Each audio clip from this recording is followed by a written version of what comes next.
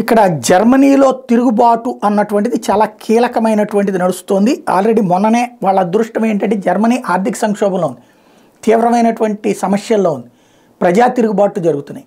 కానీ వాళ్ళ అదృష్టం జపాన్ ఆర్థిక వ్యవస్థ క్షీణించి జర్మనీ 3వ స్థానానికి ఎగబాకడం, 4వ స్థానంలో ఉన్న జర్మనీ 3వ స్థానానికి ఎగబాకడం వాళ్ళ అదృష్టమైంది. సరే, అది పక్కన పెడితే ఇప్పుడు జర్మనీ వచ్చేటప్పటికి తాజాగా జర్మనీని మళ్ళీ ఉక్రెయిన్ మిస్సైళ్ళు అడిగింది. అది కూడా అత్యంత ముఖ్యమైనటువంటి మిస్సైళ్ళు, తరూస్ మిస్సైల్స్ అడిగింది. ఒక పక్కన 2 ఏళ్ళు యుద్ధం జరిగి ప్రారంభమై 2 ఏళ్ళు అయిపోయింది రష్యా ఉక్రెయిన్ యుద్ధం. ఈ సందర్భంలో ఇక మేము గెలవకపోతే నష్టం, మీరందరూ కూడా కష్టపడతారు కాబట్టి తరూస్ మిస్సైల్స్ ఇవ్వమంటే ఇవ్వడానికి జర్మనీ ప్రభుత్వం సిద్ధపడుతుంటే అధికార పక్షంలో ఉండే వాళ్ళే వ్యతిరేకిస్తున్నారు, ప్రజలు వ్యతిరేకిస్తున్నారు.